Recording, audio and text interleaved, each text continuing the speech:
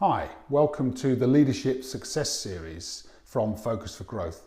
Today's going to be slightly different. I'm going to share two very specific leadership experiences I had when I was working as a business manager in a very large corporate organization. And I'm going to share them because they're less about the model and more about the experience of different leaders. So I'm going to share a Type X leadership experience and a Type Y leadership experience I had from leaders that I worked with. And I was managing a very, very difficult business through a difficult market situation at one point in my career. And unfortunately, I worked for a Type X leader. The previous leader I had worked for was one of the most inspirational Type Y leaders I'd ever worked for, actually, in my career. I was very, very privileged to have worked for this man. But the current leader I was working with used to try to almost pretend to be a Type Y leader. And I remember a very specific occasion where I was in a particularly difficult spot. And my manager or my leader came in to talk to me and kind of said, "I've come in to check how you are." And I thought, wow, that's incredible. But he made that comment and then proceeded not to listen to a single word I said.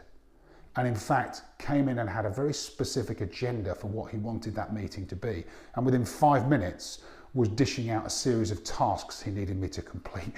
And actually at the end of that meeting, I would rather he had never asked the question rather than ask it and then not listen. Conversely, within a month of that meeting, my previous manager came to see me in my office and said, "I hope you don't mind me dropping in. I hear you're having a bit of a rough ride at the moment. I just wanted to check you're okay." And he just sat and spoke to me, or listened to me, for about 45 minutes. No judgment, no reservation, no agenda. He just wanted to connect with me as a person to see how I was coping through a really difficult period. And I will always remember that. A very inspiring man, someone who I will tag in the post here. So I wanted to share that with you because hopefully that gives you an insight into, I talk about models and structure, but actually what does it mean in practice? If you are asking your team and people around you questions and you have an agenda, and you're not then listening because you're too busy thinking of your own agenda, consider what leadership style you're using and the impact you are having on your people, because let me tell you, it will not be positive. So we talked about self-awareness, now think about self-management. However, if you are a Type Y leader, I salute you.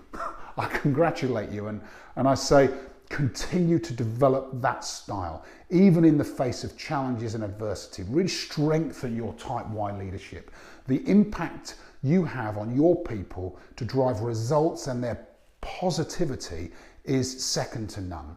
And let me tell you one of the challenges that most leaders don't fully appreciate, and that is whichever way you choose to treat people, you create a relationship with them that goes way beyond your relationship. They take that home. They take that into their personal relationships. It affects people throughout their lives. We don't compartmentalize work and life. So my advice to you is, if you're in a leadership position, really start to focus on what impact you have on your people, because it's only your people that will make the difference in the end to the results of your business and to the legacy you leave as a leader.